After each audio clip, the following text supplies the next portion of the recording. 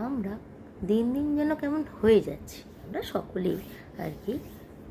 আমাদের কোনো ভালো জিনিস ভালো লাগতো না বলে, মানে কোনো রকম ভালো হলে, আনন্দের খবর হলে সেটা ভালো লাগতো না বলে, তাদের ভালো লাগছে না বলে আমরা আত্মীয় স্বজনদের থেকে দূরে থাকতে শুরু করলাম। মানে আত্মীয় স্বজনদেরই ভালো লাগে না যে আমার কোনো ভালো হয়েছে, হয়তো সামনে হাসলো, পরে পেছনে যে নিন্দে করা, সমালোচনা করা বা ক্ষতি করা। তো এইগুলো হতো বলে আমরা আত্মীয় স্বজন, প্রতিবেশী সবার থেকে দূরে হতে শুরু করলাম।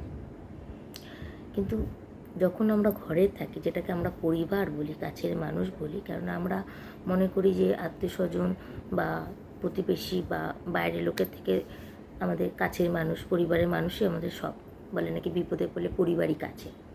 তো সেই পরিবারটাই আমাদের কাছে সব ছিল। তো এই জন্যই আমরা আস্তে আস্তে আত্মীয় স্বজন, বন্ধুবান্ধব বা প্রতিবেশী বা বাইরের কারো সম্পর্কে, মানে অত্যন্ত নিকট সম্পর্ক বাদ দিয়ে যারা যারা বাইরে আছে তাদের আমরা প্রত্যেকে বিচ্ছেদ হতে শুরু করলাম। কেননা এটাই বলতে শুরু করলাম যে আমাদের কোনো ভালো তাদের ভালো লাগে না, ওর থেকে দূরে থাকা ভালো, এটাই শ্রেয়। কেননা আমরা প্রত্যেকেই তো ভালো থাকতে চাই, কেননা আমরা সব কিছুই করি তো ভালো থাকার জন্য। সে ভালো থাকাটাতেই যদি ব্যাঘাত ঘটে তো সেখান থেকে দূরে থাকাটাই শ্রেয়।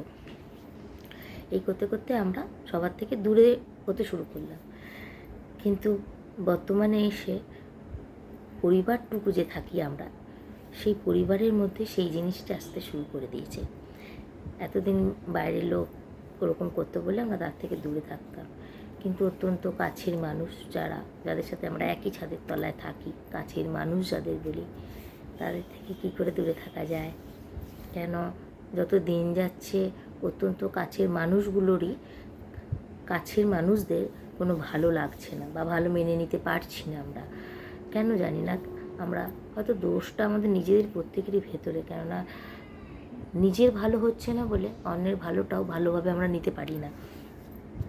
সেই জন্য খানিকটা হয়তো হিংসে, বিদ্বেষ বা না পারার অক্ষমতা সব মিলিয়ে মিশিয়ে যেন গুলিয়ে যাচ্ছে, যে কাছের মানুষদেরই ভালো আমরা দেখতে পাচ্ছি না।